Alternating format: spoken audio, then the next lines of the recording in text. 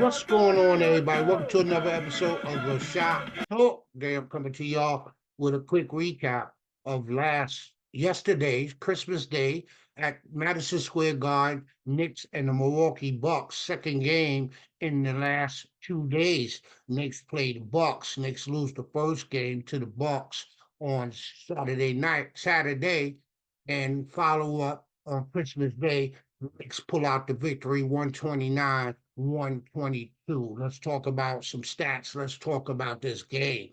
Listen, um, let's play a good game. Uh, Opening tip, first quarter, RJ Barrett found his way, and Jalen Brunson just took off first quarter. Um, it was just beautiful to see. It was a beautiful Christmas gift. I love it. I love it. I love it. You heard? Good game. Julius Randle finished with 24 points. RJ Barrett finished with 21 points. He had 6 rebounds and an assist. Also, Randle had 9 rebounds and 2 assists. Isaiah Hartenstein finished with 11 points, 8 boards, 4 assists. And what can we say? Jalen Brunson led the team with 38 points, 37 minutes, 4 rebounds, and 6 assists. Listen, this was a great game. We finished with let me see, one, two, three, four, 5 players, 6 players in double figures. Also, as Emmanuel Quickly, 22 minutes, 20 points, and assists. Listen, this was a great game. Knicks played hard. Knicks came out with fire in their eyes. I saw it in RJ Barrett's eyes when the game first started. Like, I was like, man, this dude's gonna have a good game today. And it's about time. We know RJ Barrett's like a roller coaster. He's gonna play good one day, he gonna play bad the next day. For the most part, he's been playing bad for the most of the season, but I can't say that yesterday. Uh, RJ Barrett and James Brunson set the tone for this game, and what a Christmas victory at Madison Square Garden, the biggest stage. The Knicks showed up, showed out, and pulled out a victory. This is the Knicks' first win against the Bucks this season. So we're 3-1 against the Bucks this season, and I think we snapped a 6 game winning streak of the New York Knicks, or was it more than that? I can't remember. I know the Bucks was on a. Let me see. The Bucks was on a 7 game winning streak. Right, I just wanted to get that correct. They were on a 7 game winning streak, and Knicks was able to snap that. We hadn't beaten the Bucks, I think, since the bubble, 2019, 2020. So, this was a much needed win, a good victory, a good all around game, a team game. This was a team game.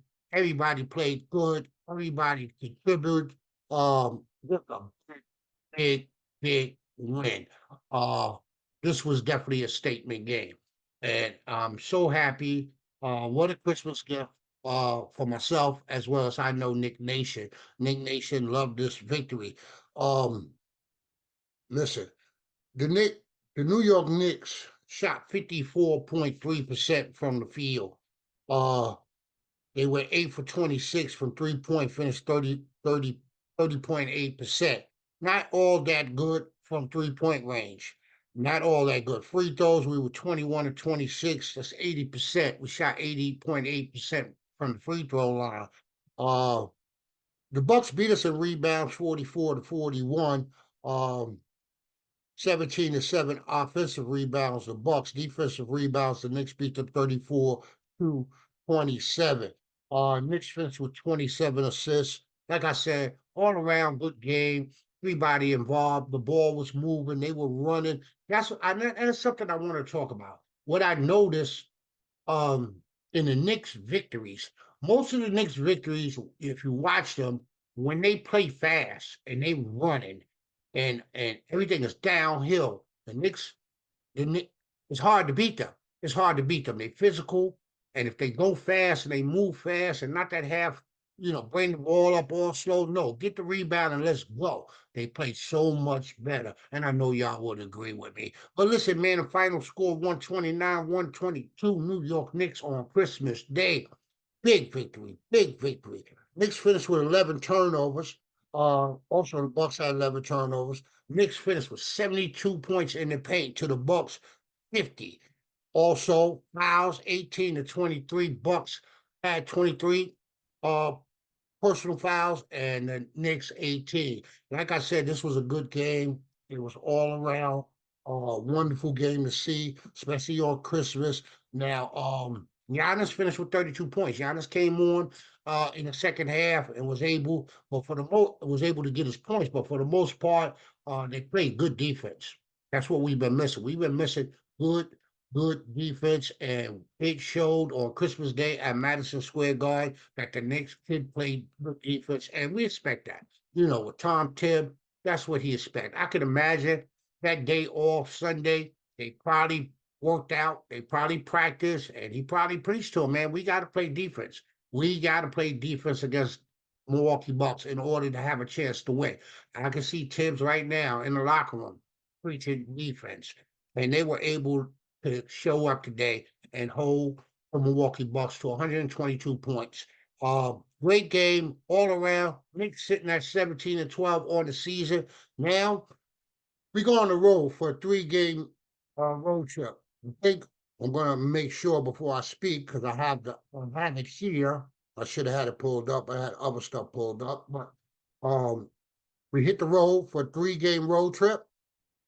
We take it on. We go to Oklahoma. We take on Oklahoma, which is not going to be an easy victory. It's not. We got Oklahoma on Wednesday. We got Orlando on Friday, and we turn around on Saturday and we get the Indiana Pacers before we come back home for the Timberwolves. We come back home Monday, New Year's Day, and we take on the Timberwolves. Listen, it's not going to be easy, but listen, as far as December, if you remember when December started, we all thought and said that this was going to be rough for the Knicks, and we coming out of December pretty good, pretty good.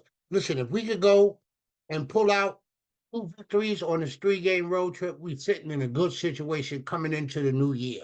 Uh, I think the Knicks. I think I think it's possible we could pull out all 3 of these victories. If we play the way we played on Christmas Day yesterday against these teams, now Oklahoma's not going to be easy. Y'all know Oklahoma is playing great basketball. They probably like top 3 in the West right now. I'm not looking at it, but I know they up there. We know Orlando is playing real good basketball right now, and also the Pacers. So it's going to be 3 rough games, but the Knicks could pull them out. I think the hardest one is going to be because it's going to be a back-to-back Friday and Saturday against Orlando, and then heading over to Indiana to take on the Pacers before we come back home on Monday. But we'll see what happens. Hopefully the Knicks can keep it going.